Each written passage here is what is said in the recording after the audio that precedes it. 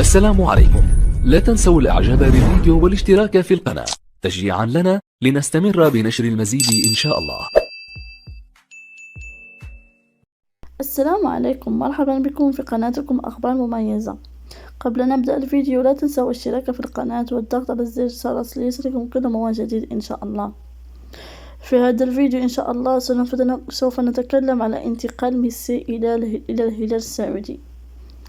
أفادت تقارير أن نادي الهلال السعودي مهتم بالتعاقد مع النجم الأرجنتيني ليونيل ميسي مهاجم باريس سان جيرمان حسب ما نقلت مركز الصحيفة الرياضية الإسبانية. فالنادي السعودي على استعداد لجذب الفائز بكأس العالم 2022 إلى البلاد بعد أن تمكن منافسه النصر من التعاقد مع كريستيانو رونالدو في صفقة لمدة عامين بعد أن انفصاله عن مانشستر يونايتد. ووفق القناة الحرة ووفق موندو ديبورتيفو الصحيفة الرياضية الإسبانية، فإن الهلال يعد عرضا من شأنه أن يتعاقد مع ميسي مقابل 300 مليون دولار سنويا في حال موافقته على الانتقال إلى الجانب السعودي.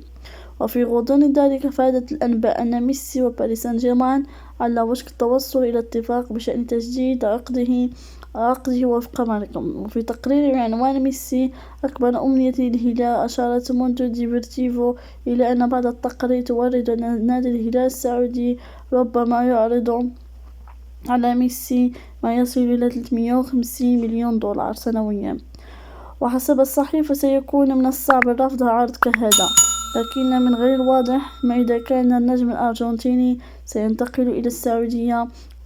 وتؤكد الصحيفة أن النادي الهلال متحمس جدا للتعاقد مع ميسي وبدء في الترويج لمنافسه مع رونالدو، لدرجة أنهم على استعداد لوضع أي شيء على الطاولة المفاوضات لإقناعه بالتوقيع.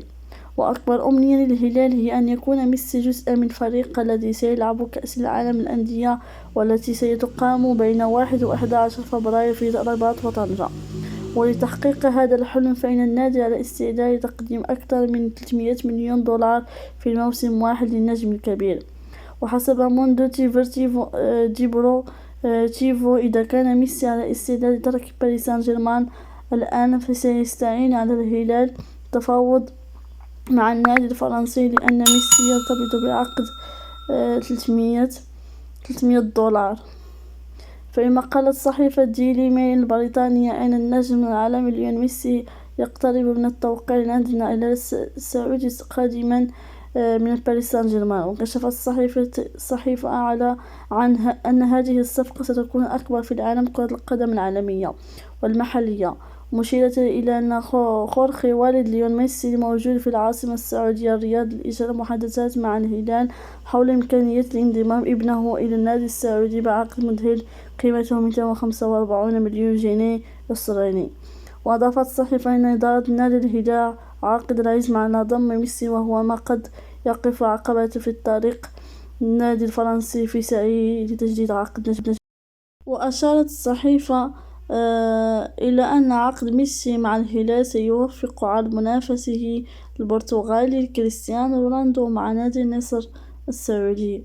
وكون باريس سان جيرمان يشارك في السعودية للعب مباراة بين النجوم النصر والهلال، يمكن لمسؤولي الهلال استغلال هذه الفرصة